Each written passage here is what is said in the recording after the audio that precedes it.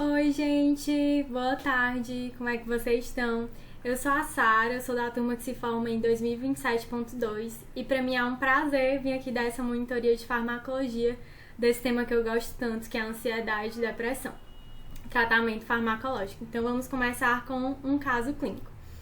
Ana, 31 anos, comparece à consulta referindo sintomas depressivos há aproximadamente 6 semanas. Ela relata humor deprimido diário, anedonia, fadiga constante e excesso de sono. Dorme cerca de 10 a 12 horas por noite, mas acorda cansada. Além disso, apresenta dificuldade de concentração e sentimentos persistentes de culpa, com a sensação de ser um peso para a família. Relata queda no desempenho no trabalho, além de perda de interesse em atividades que antes lhe davam prazer, como sair com amigos e desenhar. Nega ideação suicida ou planejamento, embora refira pensamentos negativos frequentes e desesperança. Este é o segundo episódio depressivo. O primeiro foi há 4 anos, em menor intensidade, tratado apenas com psicoterapia, com boa resposta na época.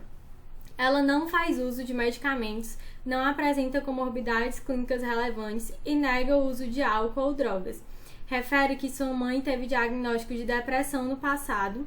Seu relacionamento interpessoal e vida social foram significativamente afetados durante a pandemia, o que parece ter contribuído para o agravamento atual.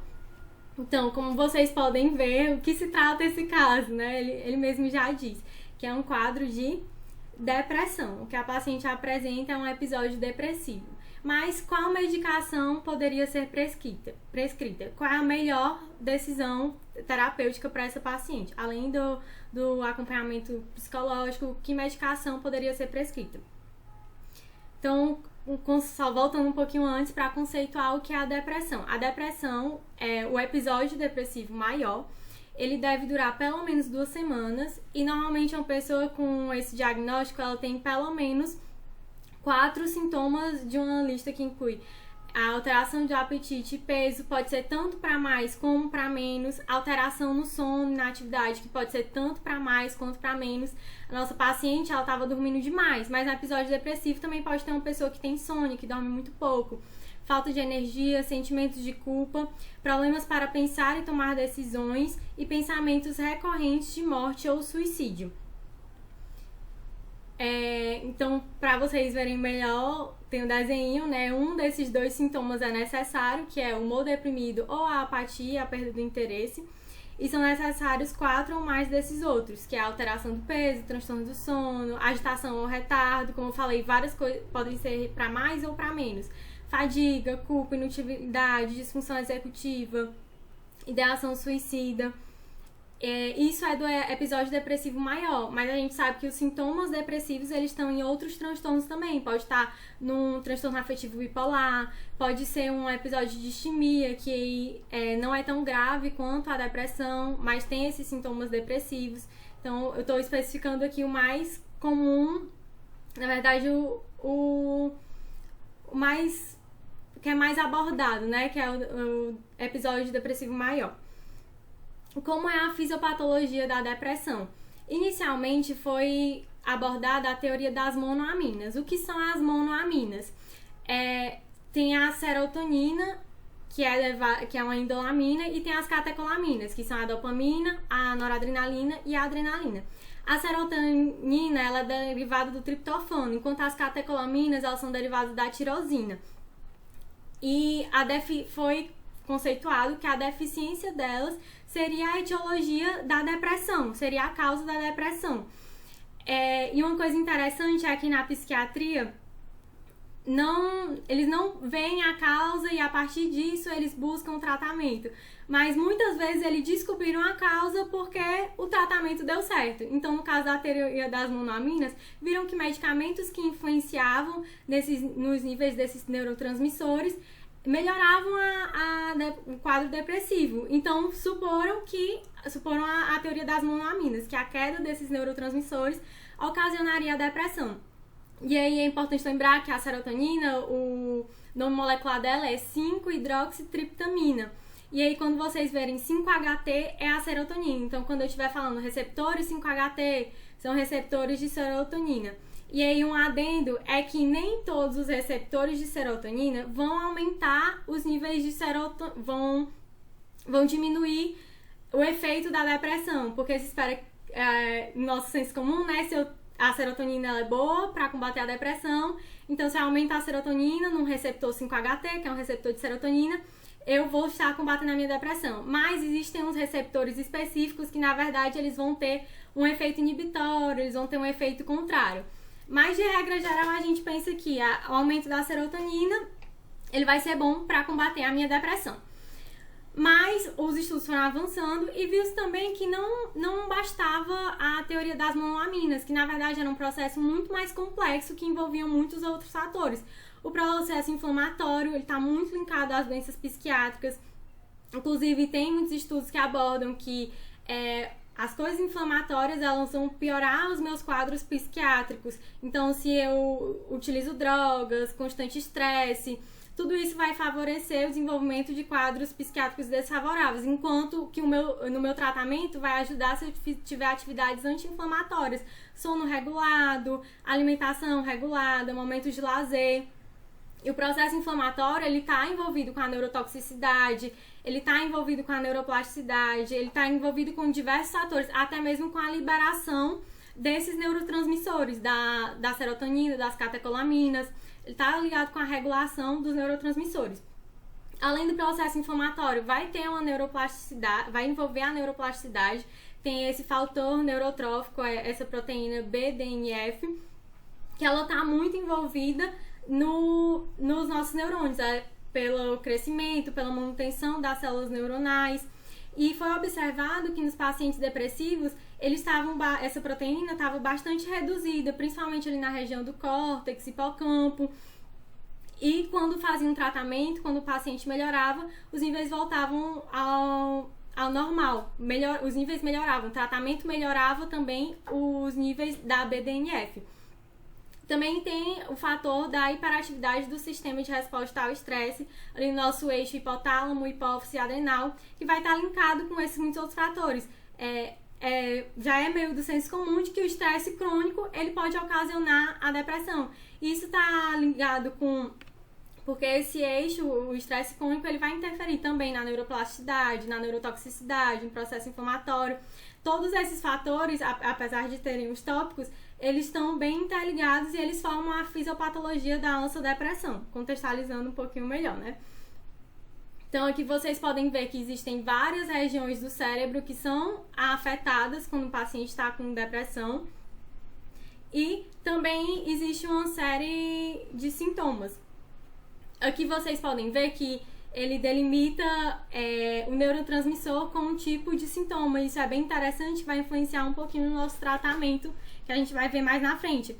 Mas, normalmente, a disfunção da dopamina, aqui à esquerda de azul, ele vai estar ligado mais com a redução do afeto positivo. Então, o humor deprimido vai perder a felicidade, perder o interesse, perder o entusiasmo, diminuição da vigilância, diminuição da autoconfiança, aquela anedonia, né? Já a disfunção da serotonina, do 5-HT, ele vai estar relacionado ao aumento do afeto negativo. E vai ter toda aquela culpa, aversão, medo, ansiedade, hostilidade, irritabilidade, sentimento de solidão. A disfunção da noradrenalina, ela vai estar nos dois. Ela vai afetar tanto a redução do afeto positivo quanto o aumento do afeto negativo. E o normal é quando está tudo equilibrado. Vamos começar com o nosso tratamento. E aí, começando não de acordo com a história evolutiva dos tratamentos da psiquiatria, mas começando do mais importante, que é para quem tá com preguiça de assistir a aula, esse aqui vocês têm que prestar atenção. São os inibidores seletivos da recaptação de serotonina. Os representantes são a fluoxetina, fluvoxamina, escitalopram, citalopram, paroxetina, sertralina. E aí tem não é bem um mnemônico, né, para ajudar vocês a decorarem, né? Fármacos eficazes, pânico, compulsão e estresse. Aí fármaco de F, né, de fluoxetina, fluvoxamina, eficácia estalopram, pânico, paroxetina, compulsão, citalopram, estresse, sertralina. Não tô dizendo que a sertralina é bom pro estresse, mas é só pra lembrar que os inibidores seletivos de recaptação de serotonina geralmente têm esses efeitos, né, que eles são bons pra pânico, pra compulsão, pra estresse e pra depressão, né, e esses são os representantes. Quanto ao mecanismo de ação, eles basicamente, a grosso modo, eles inibem a recaptação da serotonina, aumentando seu efeito na neurotransmissão. Então vocês podem ver que tem tipo uns carrinhos aí no nosso desenho e conectado a esses carrinhos tá uma bolinha verde aqui, ó. E aí esse seria o fármaco que ele tá inibindo o carregamento da serotonina, que são esses amarelinhos. Então, se ele inibe a recaptação, vai ter mais serotonina lá. Mas, por mais que a grosso modo seja isso, o mecanismo é um pouco mais complexo que isso. Quando ele aumenta esses níveis de serotonina, ele não vai aumentar imediatamente onde a gente quer, que é no final, no pós-sináptico, ali no final do axônio. Mas ele vai aumentar principalmente na região somatodendrítica. Essa foto primeira que está mostrando é como seria o neurônio de um paciente com depressão. Então, no estado depressivo, a pessoa ela vai ter um baixo nível de serotonina e vai ter uma suprarregulação dos receptores. Então, eu vou ter muito mais receptores com pouco sinal poucos sinais no neurônio eu já consegui liberar mais serotonina. E aí, aqui a gente mostra a ação dos antidepressivos. O antidepressivo, ele vai bloquear a recaptação da serotonina, tanto nos dendritos quanto no axônio. Mas o efeito vai ser maior na somatodendrítica, vai aumentar principalmente essa quantidade de serotonina na região somatodendrítica. E aí, com isso, vai acontecer uma dessensibilização e infrarregulação dos autorreceptores. É tipo um mecanismo de feedback. Quando eu aumento muito o meu neurotransmissor, meu neurônio, ele entende, tem muito neurotransmissor, então já não preciso ter tanto receptor. Então tem essa regulação, uma infrarregulação dos autorreceptores. E vocês podem ver que na imagem do lado esquerdo tem muito menos receptores do que o que tinha anteriormente aqui. Principalmente nessa região somatodendrítica, que, como eu falei, é a que vai aumentar primeiro os níveis de serotonina. E aí, essa infrarregulação dos autorreceptores causa a liberação de mais serotonina no axônio pelo neuroeixo. Alguém pode estar confuso. Como assim? Se eu tiver menos receptor, eu vou liberar mais serotonina depois no axônio? Mas é como eu falei no início, tem os meus receptores de serotonina, que eles vão ter um aumento e outros que vão inibir. Esses que estão na região somatodendrítica, eles vão ter esse efeito mais de inibir. Então, se eu estou recebendo muita serotonina antes, eu vou inibir para o meu neurônio liberar menos serotonina no meu axônio, na minha pós-sináptica.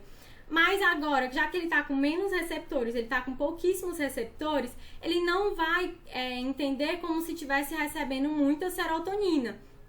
Então, ele vai liberar a liberação de serotonina no final. Isso vai resultar no aumento de serotonina no final na minha região pós-sináptica, ali no final do meu axônio.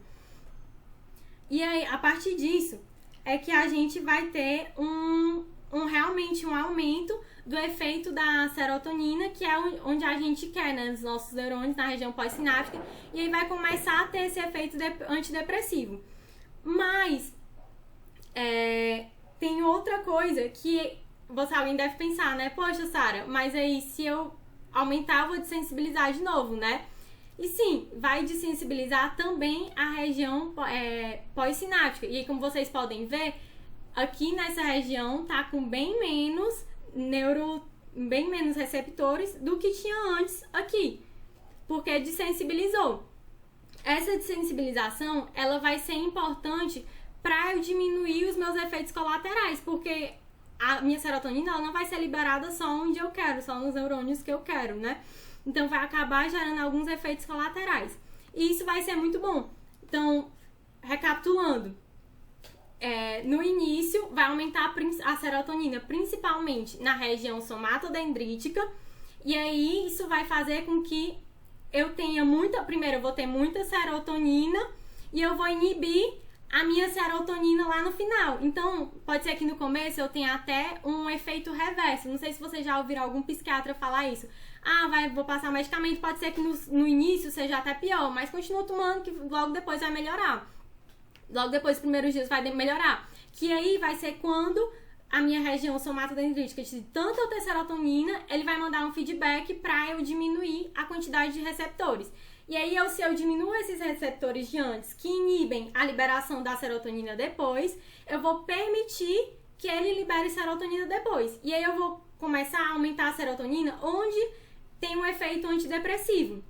E a pessoa vai ter uma melhora, sendo que também vem associado os efeitos colaterais. E aí depois vai ter uma dessensibilização dessa região pós-sináptica e aí vai diminuir os meus efeitos colaterais. E alguém deve estar pensando, poxa, Sara, vai diminuir os efeitos colaterais, mas aí também não vai diminuir o efeito no antidepressivo, então isso vai causar uma dependência, e aí isso vai tornar o paciente viciado e fazer com que ele tome mais dose e tudo mais. Alguém pode já estar pensando a léguas assim, né? Mas não, porque mesmo com a certa dessensibilização pós-sináptica, as mudanças estruturais e a sincronização de outros sistemas de neurotransmissores, elas vão sustentar o efeito antidepressivo. Então, o efeito do medicamento antidepressivo, muito além da liberação da serotonina, que tem sim o seu efeito, ele vai envolver em outros mecanismos, até mesmo estruturais, como eu falei, o aumento daquela proteína, do fator neurotrófico, reorganização de outros neurotransmissores, e tudo isso, esse conjunto de fatores, vai produzir um efeito antidepressivo. Mas, a grosso modo, por mais que não seja a plena verdade, mas a gente pode dizer, resumidamente, que ele inibe a recaptação de serotonina, isso vai aumentar o seu efeito na transmissão, na neurotransmissão, e aí vai melhorar o quadro depressivo. A meia-vida, no geral, dos ISRS, vocês podem também ouvir falar ISCS, que seria de captação no lugar de recaptação, é a mesma coisa. Meia-vida deles dura entre 16 a 36 horas, exceto a fluoxetina, que tem uma meia-vida muito mais longa, em torno de 50 horas. Isso é importante pra gente saber que quando eu for trocar de medicação, às vezes medicações que dão interação medicamentosa, eu vou ter que substituir a fluoxetina, eu vou ter que ter noção de que ela vai ficar mais no corpo da pessoa, durar mais tempo do que outras drogas, então vou ter que manejar melhor esse tempo. Elas são metabolizadas intensamente pelo fígado via as enzimas citocromo P450, e isso vai ser importante para duas coisas, porque essas enzimas, elas também podem ser inibidas em vários graus por esses medicamentos, pelos SRS, que fazem parte e elas fazem parte da eliminação de antidepressivos tricíclicos, de antipsicóticos, de alguns antiarrítmicos, de beta-agonistas adrenérgicos. Então tem esse risco de interação medicamentosa de acabar prejudicando a eliminação, o metabolismo desses outros medicamentos, por envolver nesses complexos de CYP450. E já que eles são metabolizados no fígado, quem tem insuficiência hepática não vai conseguir metabolizar adequadamente. Então, todos os meus pacientes com insuficiência hepática, as dosagens elas devem ser reduzidas. E quais são os usos terapêuticos? O principal vocês já sabem, né, para a depressão, mas também é a primeira linha da ansiedade. Ele também é usado em transtorno obsessivo compulsivo, transtorno de pânico, estresse pós-traumático, fobia social, transtorno, vários outros que talvez vocês nem conhecessem, né? Transtorno disfórico pré-menstrual, bulimia nervosa, compulsão alimentar, dores crônicas também são utilizados. Então, eles têm diversas utilidades para a gente da medicina. Vale ressaltar que eles variam um pouco em relação ao seu efeito quanto à sonolência. Então, a paroxetina e a fluvoxamina, elas são utilizadas para pacientes com dificuldade de dormir. Então, se o meu paciente ele tem mais insônia, eu vou priorizar a paroxetina e a fluvoxamina. E se o meu paciente, ele já tem sonolência excessiva, eu vou usar mais a fluoxetina e a sertralina. A sertralina não tanto, um pouco, mas a fluoxetina tem bem mais esse efeito de deixar o paciente mais acordado. Então vai ser mais útil para os pacientes mais sonolentos, que seria o caso do nosso caso clínico, né? Um paciente que dormia muitas horas, 10 a 12 horas, mas não se sentia cansada. Ela começando o dia com a fluoxetina, vai ajudar ela a ficar mais ativa. Quanto aos efeitos adversos, no geral, eles são medicações bem seguras. Inclusive, eles são hoje a nossa primeira linha por causa da sua segurança. Eles são muito mais seguros do que os antidepressivos tricíclicos, que os inibidores da monoamina, que a gente vai conversar mais na frente. Então, eles são realmente os mais utilizados e eu aposto que também vocês ouviram falar muito mais deles, né? Todo mundo já ouviu falar da fluoxetina, da sertralina. Mas eles têm os seus efeitos adversos. Eles podem produzir cefaleia, sudoração, ansiedade, agitação, efeitos gastrointestinais, náusea, êmesis, diarreia, fraqueza e cansaço, alterações da massa corporal, distúrbios do sono, seja para insônia ou para sonolência, e tem interações farmacológicas potenciais, porque vai envolver naquelas enzimas de metabolização.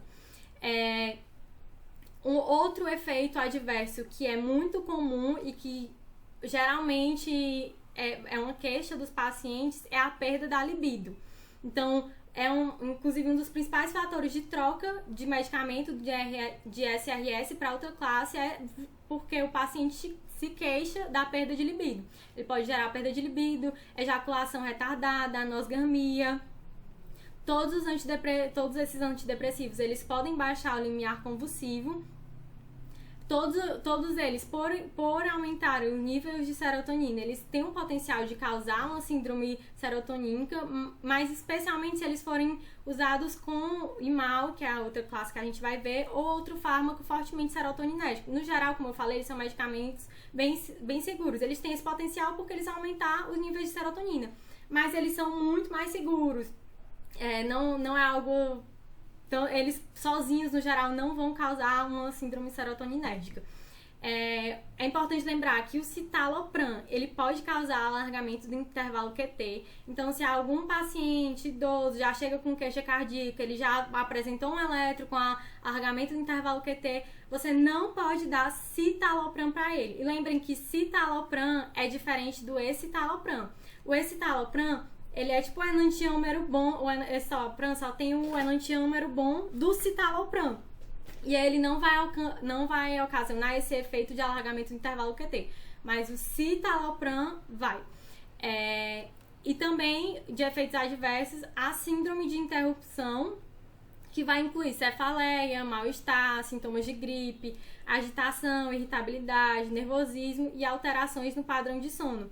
Por isso que quando a gente vai tirar essas medicações, normalmente a gente vai reduzindo aos poucos, para não ter uma síndrome de interrupção ou um efeito mais abrupto. E quanto aos cuidados especiais, para depressão infantil, o aprovado é a fluoxetina. Então, em crianças, quando muito necessário usar a medicação, depois de já tentar outras opções terapêuticas, abordagens psicológicas, a aprovada é a fluoxetina, mas a fluvoxamina, a sertralina e o escitalopram também já foram aprovados para outros transtornos, como transtorno de toque, que são permitidos o uso em crianças. Mas a fluoxetina no idoso, geralmente, ela é bem contraindicada, porque o idoso ele costuma ser um paciente poliqueixoso e polimedicamentoso. E como eu falei, os ISRS, eles têm esse potencial de interação medicamentosa e principalmente a fluoxetina. A fluoxetina é a que a gente mais se preocupa com essa interação medicamentosa. Então, no geral, para idosos, eu vou pensar 2 vezes em dar antes de dar uma fluoxetina. Isso se ele for polimedicamentoso. Eu coloquei polimedicamentoso porque o idoso é mais comum de ser polimedicamentoso do que um jovem. Mas outros pacientes polimedicamentosos têm que observar as interações medicamentosas. Preferir outros medicamentos antes da fluoxetina. Então, aqui no nosso caso, Ana, 31 anos, aí a gente consegue ver bem que ela realmente tinha depressão, porque estava mais de 2 semanas, já estava há 6 semanas. um humor deprimido diário, teve os sintomas de anedonia, que a gente já pensa na redução da dopamina, fadiga constante, excesso de sono, cansaço. Os transtornos psiquiátricos, para serem considerados transtornos psiquiátricos mesmo, vocês vão ver que eles têm que interferir na vida da pessoa, então vai interferir no desempenho do trabalho, vai interferir na vida social, vai lhe causar um incômodo muito grande. Ela tinha pensamentos negativos, frequentes, já era uma depressão recorrente, né? Já tinha tido outro episódio antes, não era o primeiro episódio depressivo, e ela também tinha um histórico familiar de depressão. Que por mais que a depressão ela seja uma doença muito mais de questões ambientais, mas ela também tem o seu componente genético que pode influenciar. E o tratamento para ela, a gente pensaria em primeira opção um inibidor de seletivo de recaptação de serotonina, que é no geral a nossa primeira linha, né? Aqui, continuando, vamos para uma questãozinha para ver se vocês estão sabendo de tudo. Então, homem, afrodescendente, 70 anos, viúvo, é portador de um quadro de hipertensão arterial sistêmica, atualmente controlado pelo uso de um inibidor dos receptores de angiotensina 2, associado a um diurético tiazídico. Apresenta eventuais episódios de arritmia demonstrados por um intervalo QT longo no seu último eletrocardiograma. Além disso, tem histórico de úlcera gástrica e por isso faz uso de cimetidina. Também apresenta alterações nos exames de função hepática. Na consulta, conta que, em função da pandemia de Covid, permaneceu desde março completamente sozinho em casa, apenas tendo contato por via remota com seus familiares. Aos poucos foi se sentindo cada vez mais triste, desanimado, sem perspectiva, pensando que não vale mais a pena viver, sem prazer no seu cotidiano, insônia, inapetente, tendo perdido 6 kg nos últimos 3 meses, se culpando por muitas condutas tomadas ao longo de sua vida e com preocupação extrema de se manter financeiramente, o que não condiz com sua realidade, porque às vezes isso é uma queixa verdadeira, mas no caso dele não condizia com sua realidade. Essa sintomatologia já dura cerca de 3 meses e, aplicando uma escala que avalia a depressão, o quadro é classificado como grave. Assinale a alternativa que apresenta o antidepressivo mais indicado para esse caso. E aí, se vocês quiserem, vocês pausam para pensar, mas vão pensando aí o que seria a resposta. É a fluoxetina? É a venlafaxina? É o citalopram? É a sertralina? Por quê? Qual seria? Por que não?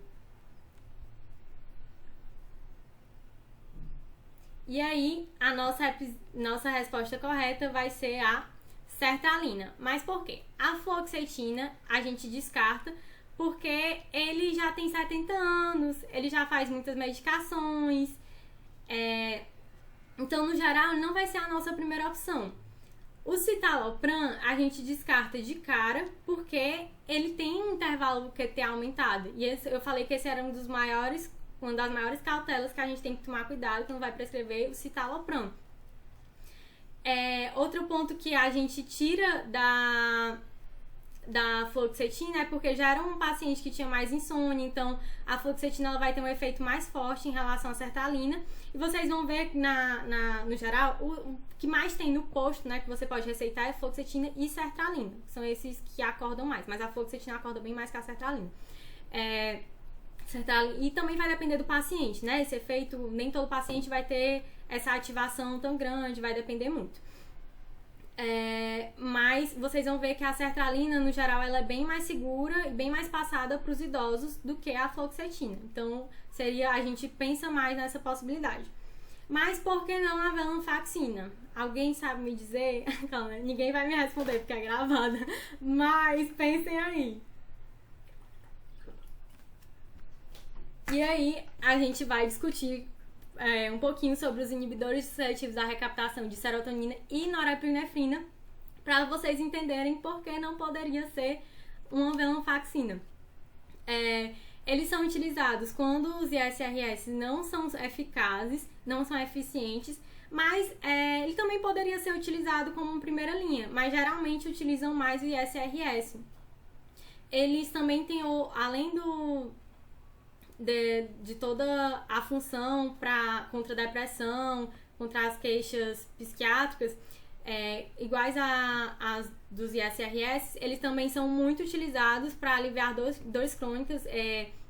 Vocês vão ver na reumato que eles vão utilizar muito a duloxetina, esses medicamentos para ajudar na dor crônica, e não necessariamente numa queixa de depressão.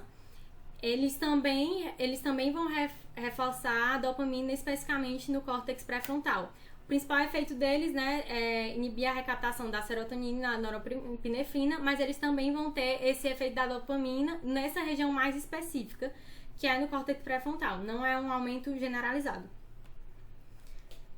E os principais representantes vão ser a venlafaxina e a desvenlafaxina e a duloxetina. A desvenlafaxina, ela é o metabolito ativo e desmetilado da venlafaxina. Eles vão inibir a recaptação de norepinefrina em doses médias e altas. Então, esse efeito da norepinefrina mais forte é só com dose maior. Doses mais leves vão ter um efeito mais sobre a serotonina. Os efeitos adversos mais comuns vão ser náusea, cefaleia, disfunção sexual também. Lembrem, regra geral, né?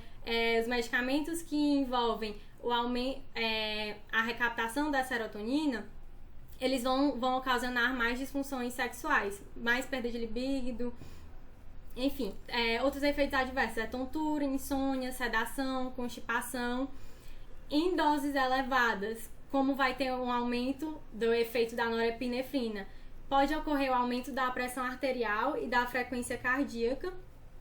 E a desvenlafaxina, por ela já ser um metabólito mais ativo, desmetilado, ela vai ser metabolizada mais facilmente e ela é recomendada para insuficientes hepáticos. Então, a desvenlafaxina ela é uma alternativa para os pacientes que têm insuficiência hepática. A duloxetina, ela também é da mesma classe, então, grosso modo, vai ser muito parecido, mas ela vai inibir a captação da serotonina e norepinefrina em todas as dosagens. Inclusive, ela é muito utilizada para dor crônica, porque vocês vão ver depois que no eixo da dor, né, essas dores neuropáticas, envolve muito o eixo da norepinefrina. Então, como eles já inibem a captação da norepinefrina em todas as dosagens, eles vão ser mais efetivos no tratamento das dores crônicas. Mas a duloxetina, ela deve ser evitada em pacientes com disfunção hepática. Os efeitos adversos são muito parecidos com os efeitos da venlafaxina e da desvenlafaxina, que aí vai ser náusea, xerostomia, boca seca, né, constipação, insônia, tontura, sonolência, sudoração, disfunção sexual também, porque também vai envolver a serotonina. Pode aumentar a pressão arterial e a frequência cardíaca e pode aumentar a concentração de fármacos como os antipsicóticos, como o inibidor, por causa da isoenzima CYP2D6. Então, tem que tomar cuidado quando o paciente utiliza, um paciente usa muitas medicações psiquiátricas, então quando ele utilizar um antipsicótico tem que tomar cuidado em relação à duloxetina. Talvez seja preferível outra medicação por causa dessa interação. E voltando para aquela questão, para vocês não ficarem curiosos, a gente não priorizaria a venlafaxina, especialmente por ela envolver a via noradrenérgica. Ela aumentaria poderia aumentar a pressão do meu paciente. E o meu paciente, ele já tem hipertensão, além de outras queixas, né? Então, a sertralina, lembrem, a sertralina no idoso geralmente é mais seguro. Existem outros antidepressivos que também são muito bons para idosos, tipo esse citalopram. Não o citalopram, o escitalopram também é bem recomendado para idosos a grosso modo. Mas vamos aqui para mais uma questão. Vão indo aí. Mulher de 68 anos de idade comparece em consulta à UBS por tristeza intensa há 3 meses, associada à falta de prazer nas atividades, falta de energia e insônia inicial. Então, ela tem dificuldade para começar a dormir. Relata que não consegue mais trabalhar como antes, não tem vontade de sair de casa e tem pensamentos de inutilidade e desesperança com a vida. Tem antecedentes de hipertensão arterial sistêmica, diabetes mellito, dislipidemia e obesidade. Na avaliação, apresenta pressão arterial 186 por 112, bem alta, né? Índice de massa corpórea 36,4, então ela já é obesa. Inclusive, já falou, né, que ela era obesa, dislipidêmica, hipertensa. E aí tem outros exames associados. Qual é o tratamento medicamentoso de escolha para essa paciente? E o que é que vocês pensariam? Clonazepam, venlafaxina, mirtazapina, citalopram. E a nossa resposta vai ser o citalopram. O clonazepam, ele é um benzodiazepínico, a gente vai discutir melhor ele depois, mas com certeza ele não é uma opção primeira linha para tratamento de depressão. Na verdade, ele não trata a depressão. A venlafaxina, ela... Deu uma pausa aqui no vídeo, mas voltando. A venlafaxina, ela não vai ser uma opção para mim, porque minha paciente ela já vai ter uma hipertensão arterial, então não seria a primeira escolha. A mirtazapina, a gente vai ver já porque não seria. Mas spoiler, mirtazapina aumenta muito o apetite. Então minha paciente que já é dislipidêmica, ela já é obesa, eu vou querer aumentar o apetite dela? Não, né? E o citalopram não teria nenhuma contraindicação. Ela não tem alargamento do intervalo QT. Então seria um ISRS, que é uma primeira linha de opção de tratamento da depressão. Agora nós vamos abordar os tricíclicos. Os seus representantes são a amitriptilina, clomipramina, nortriptilina, desipramina, imipramina, doxepina, protriptilina, trimipramina, os terminados em ina. Lembrem que aqui é doxepina, é um tricíclico, é diferente de duloxetina, que termina em ina também. Mas lembrem que começa com du, vem de dual, então dual nora e serotonina. Doxepina, que é um tricíclico. Não esqueçam da amitriptilina, principalmente, lembrem também da nortriptilina. E nós temos a matrotilina e a amoxapina, que eles são antidepressivos tetracíclicos, que a gente inclui eles entre os tricíclicos, mas é só porque eles têm 4 anéis na sua fórmula molecular em vez de 3. E qual é o mecanismo de ação dos tricíclicos? Eles são inibidores potentes da captação neuronal de norepinefrina e serotonina no terminal nervoso pré-sináptico. Além disso, eles vão bloquear os receptores 5-HT2A e 5-HT2C.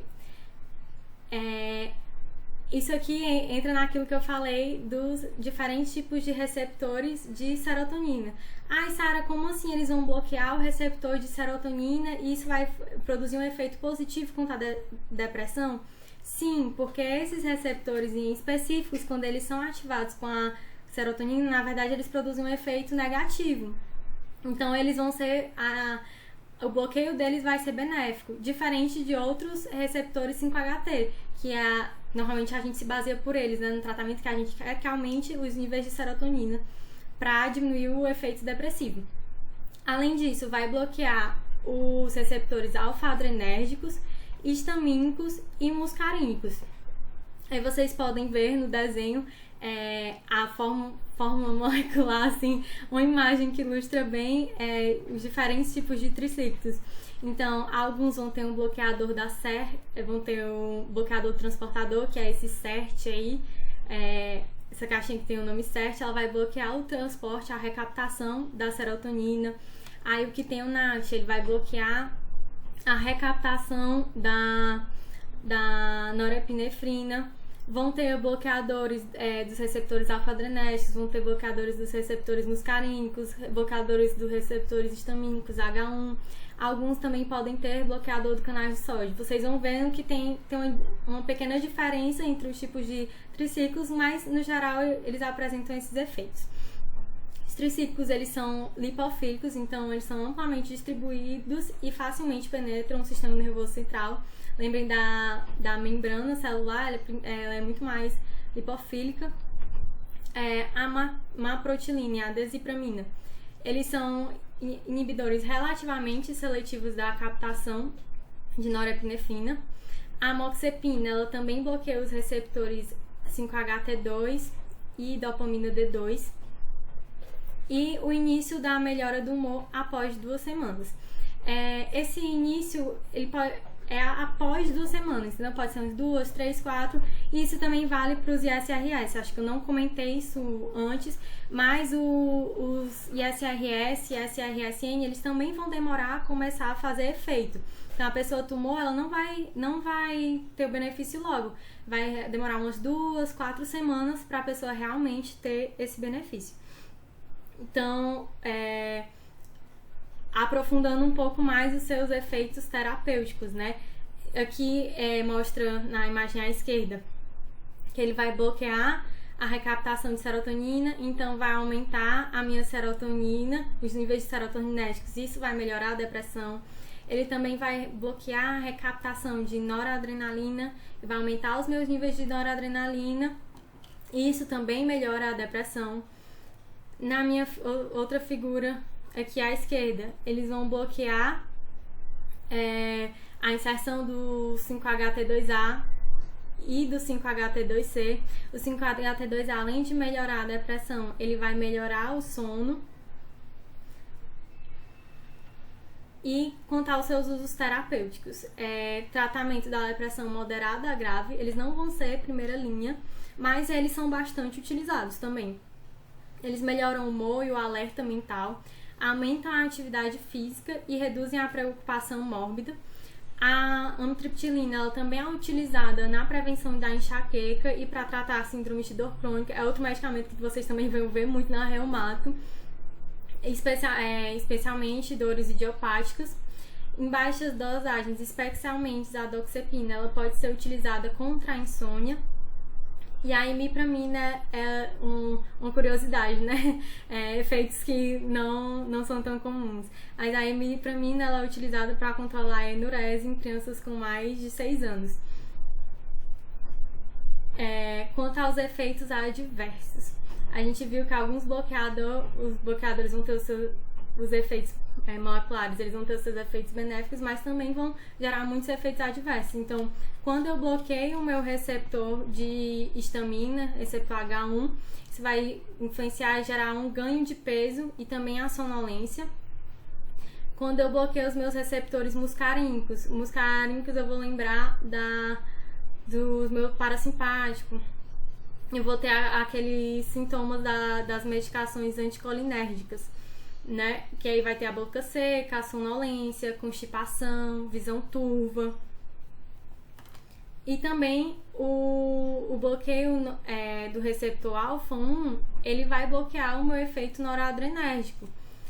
E aí vai ter a redução da pressão arterial, tontura e sonolência. Então tem alguns vão ser para mais, outros para menos, né? Mas resumidamente aqui os efeitos adversos. O bloqueio dos muscarínicos vai gerar... Muscarínico lembra do meu parasimpático, né? Então, se eu bloqueei, aí favorece a minha motilidade intestinal, então eu vou ter constipação, vou ter boca seca, visão turva, retenção urinária, taquicardia sinusal, agravamento do glaucoma de ângulo fechado e arritmias em doses elevadas. Lembrem bem disso contraindicação. Se a pessoa já tiver glaucoma, ela não pode usar um tricíclico. Se a pessoa já tiver arritmia, é perigoso usar um triciclo, principalmente doses elevadas. Além disso, o bloqueio dos receptores adrenérgicos. A adrenérgico vai influenciar, a gente pensa o quê? No meu simpático, né? Na minha pressão, tudo mais. Então, se eu bloqueio isso, posso gerar uma hipotensão ortostática, tonturas, taquicardia reflexa. Quanto à hipotensão ortostática, a nortriptilina é menos provável e a imipramina é o mais provável. Quando eu tiver o bloqueio dos receptores histamínicos, isso vai gerar principalmente a sedação, especialmente durante as primeiras semanas do tratamento. pessoa demora mais a se adaptar. Então, sedação a gente pensa já que é um risco para quem? Para idosos, né? Se o meu paciente é idoso e ele fica muito sedado, ele tem um risco maior de queda. Então já acende a lanterninha para isso aqui. Os tricíclicos, eles também vão aumentar a massa corporal. Então, pacientes idosos, pacientes obesos, pacientes dislipidêmicos, já acende a lanterninha. Não, o tricíclico não é a melhor opção. Eles também podem agravar hiperplasia prostática benigna, epilepsia e arritmias pré-existentes. Aquelas coisas, né, da semiologia que você pensa que não tem nada a ver, porque numa consulta psiquiátrica eu vou perguntar se o meu paciente, sei lá, já tem hiperplasia prostática benigna. Se ele é acompanhado, se ele já tem seus 50 a mais, se ele é acompanhado no uro, se ele tá fazendo xixi direito, porque se eu te der um tricíclico, eu posso aumentar, se ele já tiver hiperplasia prostática benigna, eu posso estar agravando isso. Então, essas coisas que às vezes parecem não fazer nenhum sentido, elas têm o seu sentido. É importante evitar o uso concomitante com álcool e mal, que a gente vai falar já dos imalos, e de fármacos adrenérgicos. E a disfunção sexual, ela ocorre em uma minoria dos pacientes. É importante, assim como na maioria dos antidepressivos, né, eu tenho que fazer essa retirada gradual. Aqui é muito importante eu fazer essa retirada lenta para minimizar a síndrome da descontinuação e os efeitos colinérgicos de rebote. Então, sintetizando, quando eu venho falar de triciclo, contraindicado pacientes que são obesos, pacientes que já têm risco de queda, pacientes que já têm um antecedente de arritmia, hiperplasia prostática benigna, convulsão. Tudo isso eu tenho que olhar, porque seria contraindicado, não seria a melhor opção de cara. E agora falando um pouquinho dos inibidores da monoaminoxidase, que eu falei tanto dos imaus. No geral, esses medicamentos aqui, vocês não vão utilizar, porque ele vai ser uma das nossas últimas opções para tratar a depressão. Então, ISRS vocês vão usar demais, e SRSN vocês vão usar demais. Com certeza vocês devem conhecer alguém que usa fluoxetina, sertralina, venlafaxina. Tem gente que se adapta muito melhor à venlafaxina, né, do que aos ISRS. Amitriptilina, vocês vão ver muito, nortriptilina. Os tricíclicos vocês vão ver até mesmo em idosos, por mais que a gente ache um pouco estranho, a gente não pensa de cara para idoso porque tem muitos efeitos adversos, mas vocês vão ver. Mas esses inibidores da monoaminoxidase, eu vou falar a atitude didática e de curiosidade tudo, e para vocês entenderem a farmacologia. Mas se você não for ser psiquiatra, muito dificilmente você vai utilizar essa medicação. Ela também, alguns imaus, eles também são utilizados no tratamento do Parkinson, mas aí não vem ao caso agora. Então, a enzima monoaminoxidase, ela vai justamente metabolizar as monoaminas, que são as monoaminas, isso mesmo, aquelas da teoria que a gente viu, que são as catecolaminas e a serotonina. E tem a monoaminoxidase A, que vai metabolizar serotonina, noradrenalina, dopamina, tiramina. E a monoaminoxidase B vai metabolizar a dopamina, a tiramina, a feniletilamina. E eles também vão ter uma distribuição um pouquinho diferente. As duas vão estar presentes no cérebro, mas a MAO-A ela vai estar mais no intestino e no fígado do que a MAO-B. E os neurônios noradrenérgicos e dopaminérgicos, eles contêm tanto a MAO-A quanto a MAO-B, mas com predomínio da atividade da MAO-A. MAO é a monoaminoxidase, né?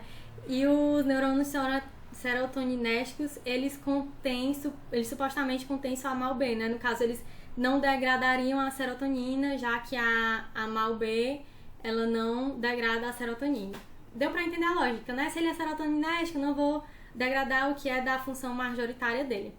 Mas é só pra vocês entenderem a grosso modo. Aqui eu vou explicar um pouquinho o mecanismo de ação. Como como eu falei, eles são inibidores da monoaminoxidase. Ou seja, eu vou inibir que ela degrade, que a enzima degrade as monoaminas. Ou seja, vai aumentar os meus níveis de monoaminas. Isso mesmo, as monoaminas das teorias das monoaminas da depressão. Serotonina, dopamina, noradrenalina. E aí, aqui no desenho, nós vamos ter um desenho de um neurônio de serotonina. E a MAO-B, ela vai destruir somente em concentrações elevadas. Normalmente, a MAO-A, ela já destrói a serotonina. E aí, quando eu tenho a inibição dessas duas enzimas, que é no lado direito, eu vou impedir que as enzimas, que as monoaminoxidases, elas degradem essas monoaminas. E aí vai aumentar o meu nível de serotonina dos meus neurotransmissores. Aqui no neurônio noradrenérgico vai acontecer a mesma coisa com a noradrenalina. Se eu inibo quem degrada, eu vou aumentar o meu nível de noradrenalina. E o mesmo com a dopamina. O neurônio da dopamina, se eu inibir as duas, vai aumentar. Existem alguns medicamentos que eles são mais específicos da MAO-A, outros mais específicos da MAO-B. E aí, como vocês viram aqui nesse slide, eles vão ter uma função um pouquinho diferente das enzimas que eles degradam. Não é que a MAO-B, por exemplo, ela não degrade de nenhuma forma a serotonina, mas ela vai só degradaria em níveis mais excessivos. No geral, é mais a função da MAO-A. E aí, alguns medicamentos, eles são mais específicos para a MAO-B, outros para a MAO-A, e outros abordam as duas. Mas isso já seria muito específico, então não vem muito ao caso. Mas, outra coisa que é importante lembrar aqui é que eles são derivados da tiramina. A noradrenalina, ela é derivada da tiramina. Então, se eu consumo muita tiramina, eu vou aumentar os meus níveis noradrenérgicos. Mas eu tenho as minhas enzimas lá que ficam regulando. Então, não vou ter um efeito tão grande sobre a minha saúde. Tá vendo aqui? Eu consumi tiramina, aumento a noradrenalina, mas as minhas enzimas aqui estão degradando. Então, aqui eu fico com um nível normal. Mas quando eu inibo essas enzimas, que é o que os inibidores da monoaminoxidase fazem, eu vou aumentar muito essa quantidade de noradrenalina. E aí eu vou ter vários efeitos adversos. E por isso, quem usa esses medicamentos, os IMAUs, inibidores da monoaminoxidase, eles vão ter que ter uma alimentação mais regrada, para não consumir tantos alimentos que aumentem os níveis de tiramina, para não aumentar tanta noradrenalina e não ter tantos efeitos adversos. Então, eles têm, no geral, eles têm que evitar alimentos envelhecidos, defumados, queijos envelhecidos, chopp e cerveja pasteurizada, produtos de soja, suplementos nutricionais contendo tiramina, que acaba sendo muito mais difícil para o paciente conciliar. Outra questão é que tem isso e tem uma alternativa que é a selegina, porque como funciona, né, o dilema aqui? É necessário inibir essas monoaminas no cérebro para ativar a ação antidepressiva. Mas ela não vai agir só no cérebro, né? Como eu falei, essas enzimas estão em outros tecidos, tá no fígado, tá no intestino. Então, vai ter uma inibição simultânea aí. Sendo que se eu inibo aqui, ele não vai degradar a noradrenalina. E aí, quando eu consumo muita tiramina, vai aumentar muito a minha noradrenalina. E eu vou ter efeitos adversos. Mas existe um medicamento, um tipo de IMAU, que é a selegina, que ele tem um formato de adesivo. Ele, além da apresentação oral, ele tem um formato adesivo. Então, ele não vai passar de primeira vez aqui no fígado e no intestino. E aí não vou ter tanto risco assim. Minha alimentação ela também não vai ter que ser tão regrada quanto teria que ser se fosse pela via oral. Então, a selegina, ela só vai ter eficácia quando ela é administrada em altas doses, mas aí quando eu uso o transdérmico, ele consegue ir direto pro cérebro, sem passar primeiramente pelo fígado e intestino. Ele só vai ter a eficácia em altas doses, curiosidade, porque ele é mais seletivo da monoaminoxidase B.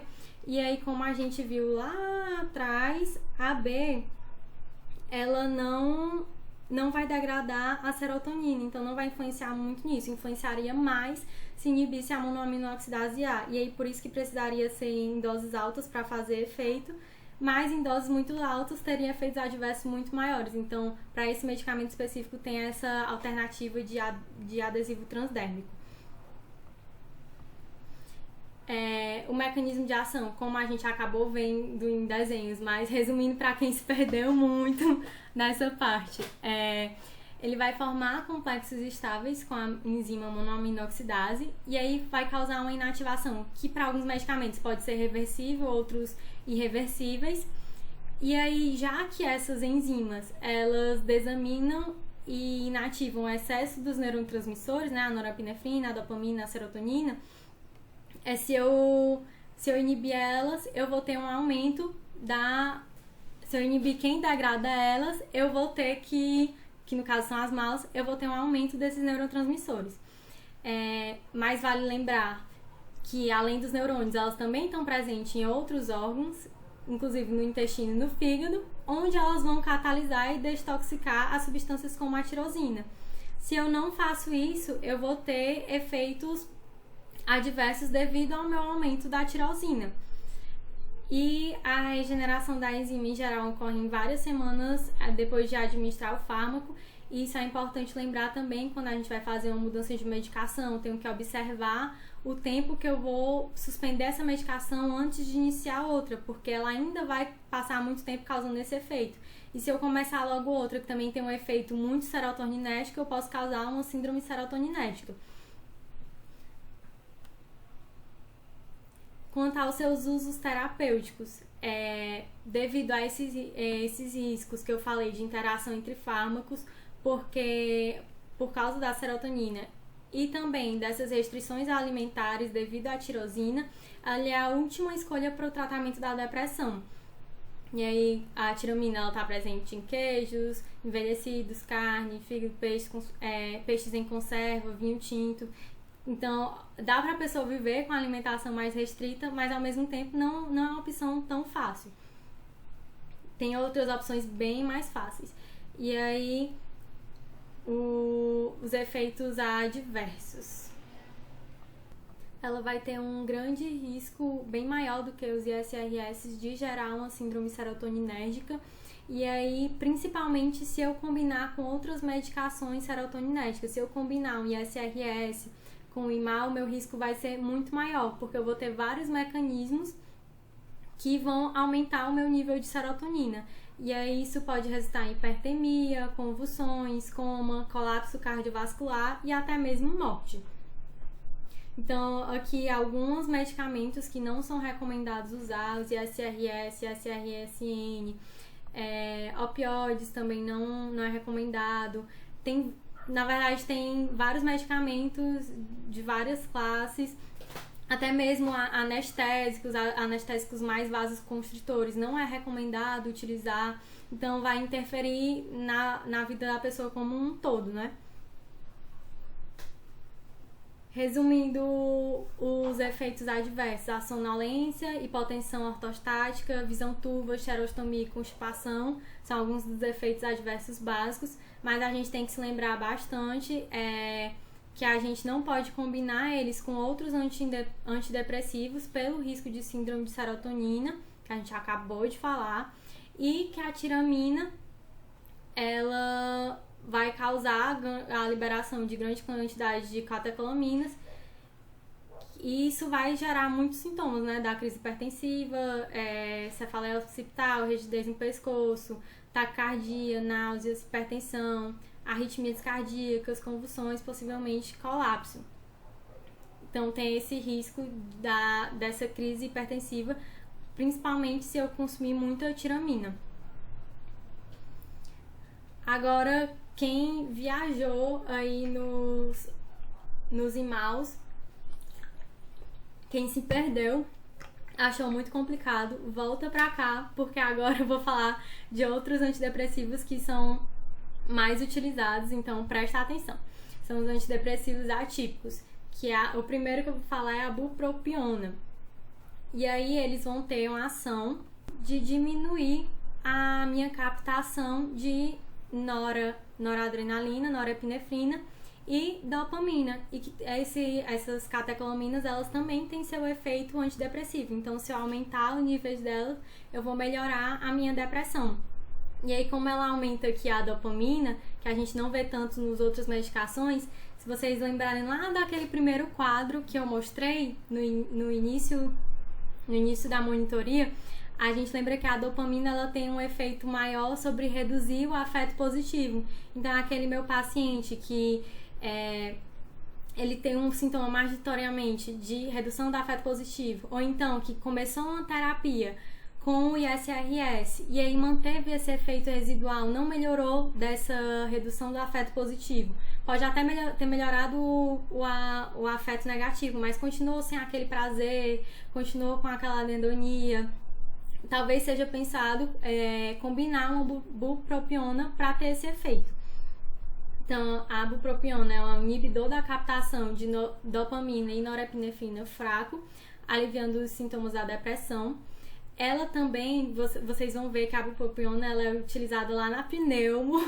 Na pneumo vocês também vão ver essa medicação porque ela é usada para ajudar a parar de fumar. Ela é um aliado para quem quer parar o tabagismo. E os efeitos adversos dela podem incluir boca seca, sudoração, nervosismo, tremores, aumento dose dependente do risco de convulsão. Então, quanto maior a minha dose, maior o meu risco de convulsão. Em doses baixas já não vai ter um risco tão alto assim. Mas ela deve ser evitada em pacientes sob risco de convulsão, pacientes que já têm esse risco de convulsão, e naqueles que sofrem de transtorno de alimentação como bulimia. Enquanto os ISRS seriam mais indicados, né, a bupropiona ela já seria contraindicada para a bulimia. E ela não parece causar disfunção sexual. Então, essa é uma alternativa para um paciente que teve muitas queixas com os ISRS de disfunção sexual. Na bupropiona já não parece ter tanto esse efeito. E como eu falei, ela vai ser útil especialmente para os sintomas da síndrome da deficiência de dopamina, aquela redução do afeto positivo. A mirtazapina, eles são antagonistas nos receptores pré-sinápticos alfa-2, aí vai aumentar a neurotransmissão da serotonina e da norepinefrina. Alguém deve estar perguntando, Sara, como assim ele é antagonista dos receptores de alfa-2 e ele vai aumentar a norepinefrina? Mas é porque eles são antagonistas nos receptores pré-sinápticos e esses receptores em específicos, eles vão ter aquele feedback negativo. Então, se eu estiver estimulando muito eles na verdade vão ter um feedback de diminuir a liberação de norepinefrina. Logo, se eu estou antagonizando eles, eu vou permitir a minha liberação maior de norepinefrina. E aí a mirtazapina ela vai envolver uma rede que vai aumentar tanto a neurotransmissão de serotonina quanto de norepinefrina.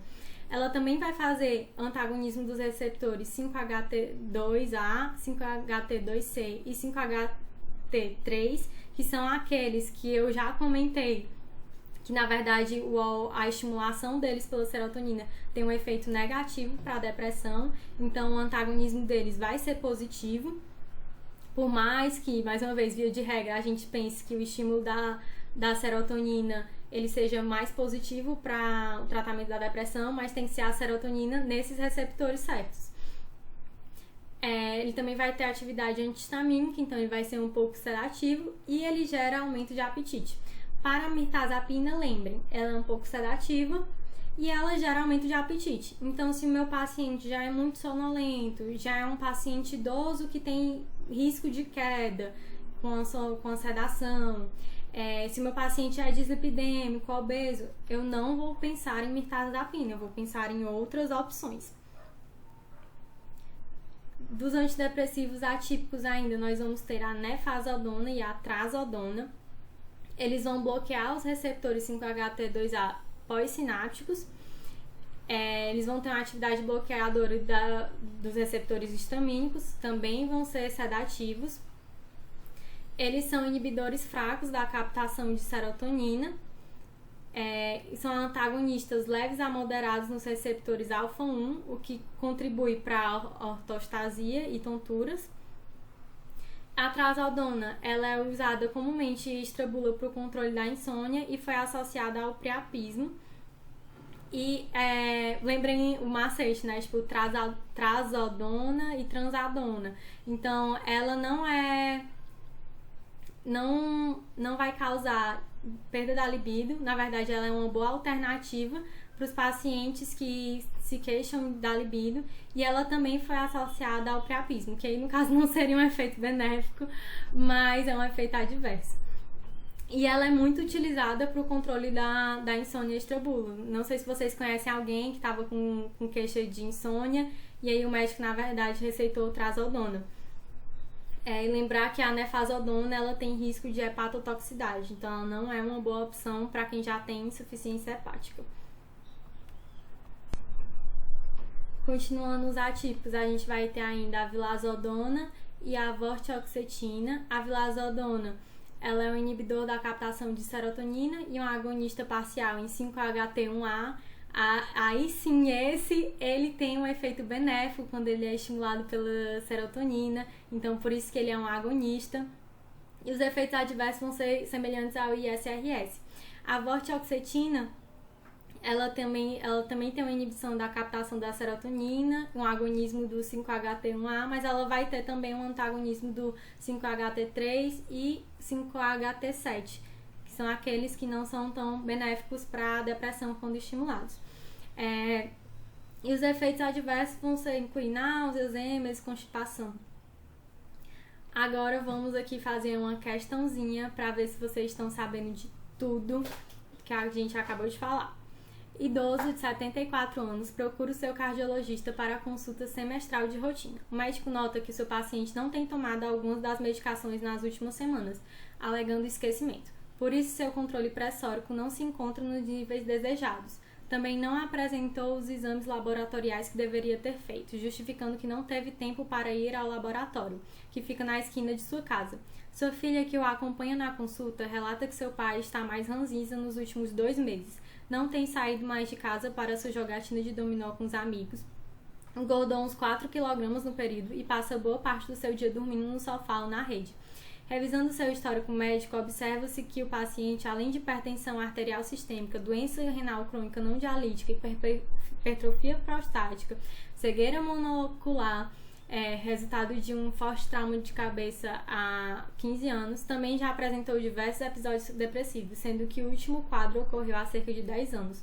Diante dessa informação, surge a hipótese de um novo episódio depressivo. Para a abordagem farmacológica da depressão geriátrica, selecione a droga mais adequada para esse caso. Opção A, amitriptilina. Opção B, selegina. Opção C, nortriptilina. Opção D, mirtazapina. Ou a opção E, escitalopram. E aí, vão pensando aí o que é que vocês acham que é e por quê. Se quiser, pausa o vídeo. Agora vamos para a resposta. A opção mais correta seria o escitalopram. Como eu já falei antes, o escitalopram é uma boa droga para pacientes idosos. Não tem nenhuma contraindicação nesse caso. E por que não seria a amitriptilina, Sara? A amitriptilina é o quê? Terminado em ina, é um tricíclico. Triciclos, como eu falei, eles não são bons para pacientes que já são hipertensos. Eles não são bons para pacientes com aumento de peso. Esse caso, ele ainda teve uma hipertrofia prostática, então hiperplasia prostática benigna, para quem já tem, é contraindicado porque pode agravar. A cegueira monocular, não sei o quanto influenciaria o risco de glaucoma, mas lembrem que para os tricíclicos também não é indicado para quem tem glaucoma, é contraindicado para quem já tem glaucoma, que não é bem esse caso, mas lembrando aqui. A selegina vai ser um imal. Imal vai ser a última opção. não tem como a gente pensar nele logo de cara. Teria tantas opções, teria um ISRS, um ISRSN, teria um triciclo, teria uns atípicos, uma combinação de atípico com ISRS, muito antes de eu usar o imal. Então a selegina eu já vou descartar. Nortriptilina é outro tricíclico. Ele vai ter alguns efeitos menos maléficos, ele vai ser um pouco mais benéfico, principalmente nessa questão da hipertensão ortostática, sei lá, no meu risco de queda pro idoso, mas ele ainda assim é um tricíclico que a gente não vai pensar como uma primeira opção. Nós vamos ter a mirtazapina, mas a mirtazapina, as duas coisas que eu falei que é importante lembrar na mirtazapina é que ela gera aumento de peso e ela causa sedação. E aí o meu paciente, ele já engordou 4 kg. Eu quero aumentar o apetite dele? Lógico que não. O meu paciente, ele já passa o dia todo dormindo no sofá na rede e ele ainda é idoso. Eu vou querer deixar ele mais sedado? Claro que não. Então, o que nos resta a opção é esse talopram, que é um ISRS que normalmente a gente pensa como primeira linha de tratamento. Outra questãozinha, paciente de 57 anos procura um atendimento médico em serviço ambulatorial devido a quadro de recidiva de depressão. Explica que enfrenta períodos de melhora e piora da depressão há quase 10 anos. No episódio atual, que dura cerca de um mês, queixa-se de insônia terminal, redução de apetite, desinteresse em suas atividades, desesperança e vazio, especialmente pela manhã, sensação de peso nas costas e problemas com atenção e memória. Diante desse cenário, a medicação que se adequa às características da paciente a seus sintomas é fluoxetina, mirtazapina, diazepam, quetiapina. O que é que vocês acham? Pausei o vídeo para pensar. E a nossa opção vai ser mirtazapina, fluoxetina. Por que não? Por que vocês não pensarem em fluoxetina? Na fluoxetina não tem uma grande contraindicação como a interação medicamentosa, por exemplo. Mas ela também deixa o meu paciente mais acordado, ela não teria um efeito benéfico para o sono dele. E o sono regulado é muito importante para o tratamento da depressão, para o tratamento de qualquer doença psiquiátrica, na verdade. Um sono desregulado ele pode até ser gatilho para questões psiquiátricas, até para manias, para episódios mais graves mesmo. A mirtazapina, ela seria de cara muito boa porque ela ceda e ela aumenta o apetite. Então, ela melhoraria o sono e aumentaria o apetite do meu paciente. Diazepam, ele é um benzodiazepínico. Ele não é utilizado para o tratamento de depressão. Quetiapina é um antipsicótico que, a depender da dose, ele varia sua função. Então, ele também pode ter uma função antidepressiva. A gente vai discutir um pouco melhor de quetiapina na próxima monitoria de antipsicóticos. Mas ele não é uma das opções primárias que a gente pensaria. Então, o melhor item mesmo vai ser o item B, mirtazapina. E aqui a gente tem outro caso clínico que a gente vai discutir a segunda parte da nossa monitoria. Eu prometo que vai ser muito mais rápida, muito mais leve. Não vai ter tantas figurinhas para vocês interpretarem. Vai ser bem mais fácil. Aguardem a parte 1.2.